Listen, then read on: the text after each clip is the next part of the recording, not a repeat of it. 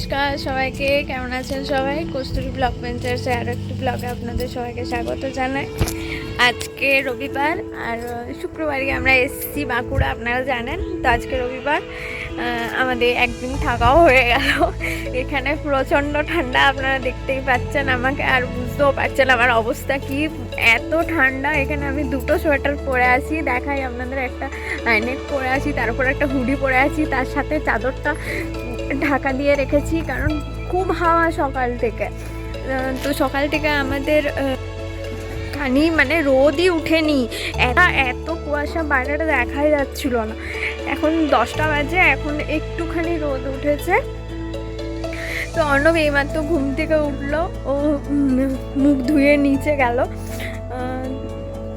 তো আমিও নিচে যাচ্ছিলাম, তো ভাবলাম তার আগে একটা ভিডিও করি, ছোট্ট করে আপনাদেরকে দেখাই যে কীরকম ঠান্ডা বাঁকুড়াতে। কলকাতার চেয়ে অনেক বেশি ঠান্ডা, ভাবিনি এখানে এসে যে এতটা ঠান্ডা হবে আমাদের। তার সাথে বলি যে আমাদের ছাদে কিছু গাছ ছিল, আগের বছর আমরা এনে পড়া লাগিয়েছিলাম গাছগুলো।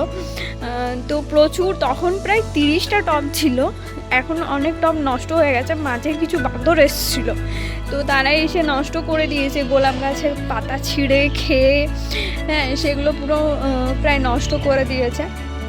অর্ণবের খুব ভালো লাগে গাছ, তো সেই জন্য ও আগের বছর প্রায় আমরা 30টা টব কিনে এনে লাগিয়ে রেখেছিলাম, তার মধ্যে এখন টব বেঁচে আছে। দেখাই আপনাদেরকে, এটা পেয়ারা গাছ, দেখুন। এই গোলাপ গাছটা এখনো দুটো ফুল ফুটেছে, হাজারি গোলাপের গাছ এটা। আর এটা হচ্ছে বড় গোলাপের গাছ, কিন্তু এইগুলো যত্নের অভাবে পুরো নষ্ট হয়ে গেছে। তারপর তো বাঁদর এসে নষ্ট করে দিয়েই গেছে। আমার শ্বশুরমশাই এত ঠান্ডাতে উপরে এসে এত জল দিতে পারেন না, তাও উনি দেন, যতটা সম্ভব যত্ন করেন, কিন্তু সবসময় আসাও হয় না। তো চলুন আপনাদেরকে নিচে গিয়ে দেখায় যে আজকে কি হচ্ছে নিচে। আর এই যে অর্ণব চায়ের কাপ নিয়ে চলে এসছে, তার সাথে একটা বালতি নিয়ে এসছে যেটাতে ভর্তি কাপড় জামা রয়েছে। এটা কি হয়েছে? এটা কি ঝর্ণা এসছে? কে গাছ না সকালবেলায় কেচে দিয়েছে, ভালো করেছে। দেখো কোথায় বিয়ে বাড়ি হচ্ছে। এই দেখুন, আমাদের বাড়ির চারপাশটা হচ্ছে এমনি, মানে প্রচুর গাছপালা, যেটা আমি আপনাদেরকে আগেও দেখিয়েছি। তো প্রচুর গাছপালা আমাদের বাড়ির চারপাশে। অ্যাকচুয়ালি এটা পলাশ বন ছিল, যেটা এখন কেটে কেটে বা ঘর বাড়ি করা হচ্ছে। তো যার জন্য কিছু কিছু গাছ রয়ে গেছে। আবার কিছু লোকে করেছে কি, জায়গাগুলোকে কিনে পরে আবার গাছ লাগিয়ে দিয়েছে, বড় বড় গাছ লাগিয়ে দেওয়ার জন্য সেগুলো প্রায় জঙ্গল হয়ে গেছে। আজকে কি করবে? গাড়ি ধোবে? হ্যাঁ,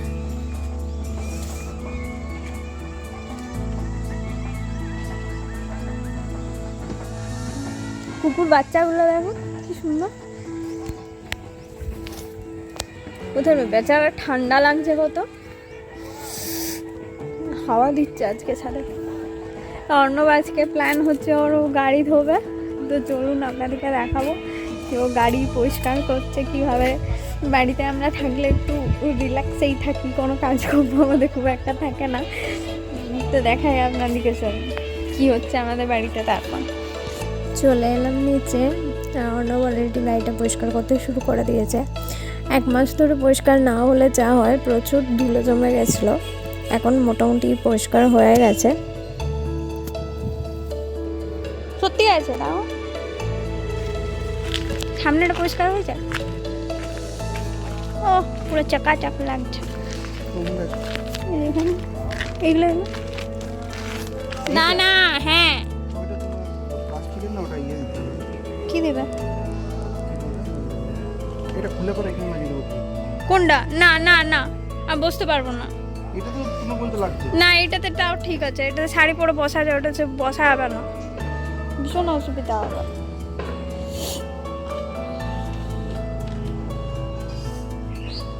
না, চলো খেতে রাখছি।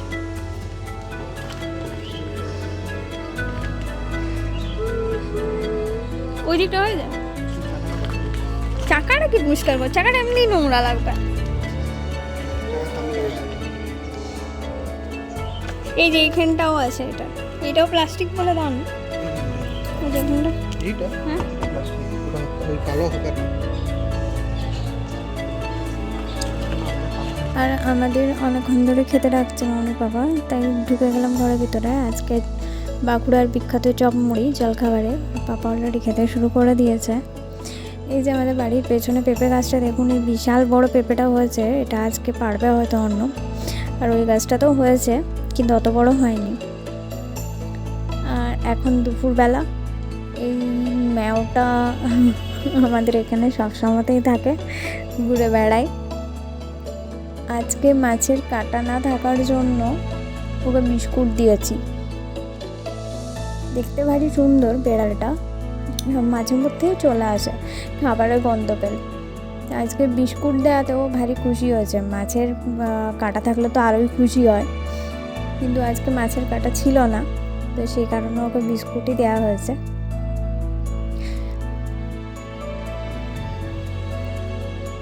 সন্ধেবেলা এখন আজকে রাতে আমাদের বাড়ির মেনু হচ্ছে পিঠে, সেদ্ধ পিঠে। সবাই মিলে বসে গেছে পিঠে তৈরি করতে। তাহলে আজকে কি কি পিঠে তৈরি হচ্ছে কিছু বলবেন? গড়ে গড়ে পিঠে, এর মধ্যে কি ঢুকাচ্ছেন? চুচি। দুটো কি একই রকমের হচ্ছে না দুটোর আলাদা শেপ? একটু দেখে দাও না ওকে, কেন ওরকম করছো? তোর মা কেমন করছিল তো দেখ, দেখো ফাটবে কেন? কেন ফাটবে? সব কিছুর একটা নিয়ম আছে, তো তুই এত পাতলা করে দিচ্ছিস। দেখবে কত মুচমুচে হবে, সস দেখে নেবে। তাহলে ওটা মোমো হয়ে যাবে। হ্যাঁ, আপনাদের ঠান্ডাতে পিঠে বানাতে কেমন লাগছে? ঠান্ডাতে পিঠে বানাই। কেমন লাগছে, কেমন ফিল করছেন ঠান্ডাতে পিঠে বানিয়ে? বানানোর পরে কি ফিল করবো? তো কখন ফিলটা করবেন? খাওয়ার সময়? খাবার সময় হবে ফিল করবো।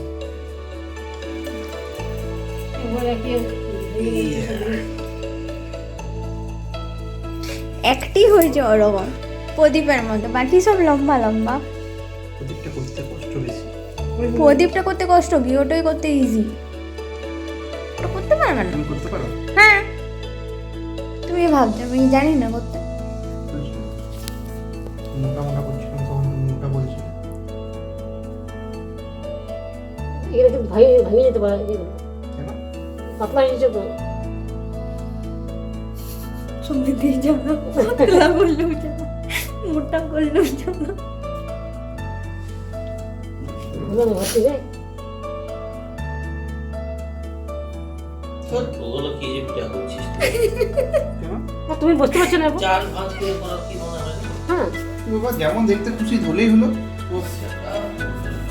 তুমি বসে না, বসে বসে চুপ করে চেক কর। বুঝছো? সবসময় তিন ভাই যোগে কেউ লিখেছি। চাষি দিছিস না নারকেল দিছিস? আমি নারকেল ঘুরে কেউ ওষুধ নারকেলের দিছিস না? বড় না? আমি নারকেল চাষি বলছি, না বলে দিচ্ছি। চাষি বলছে।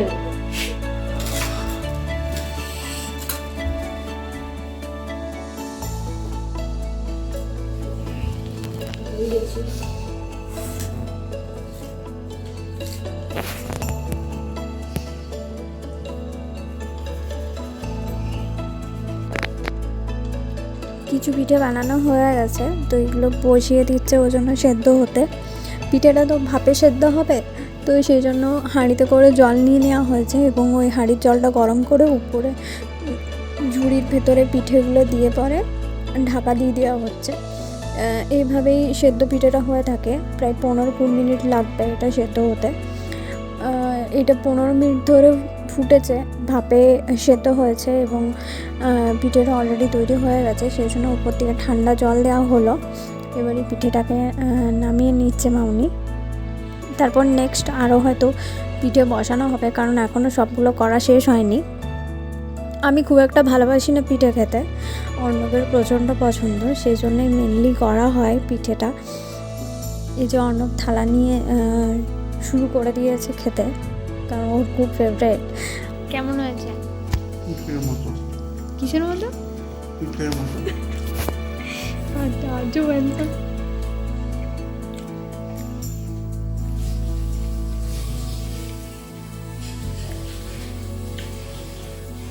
চোখ বন্ধ করে পিঠে খাচ্ছ।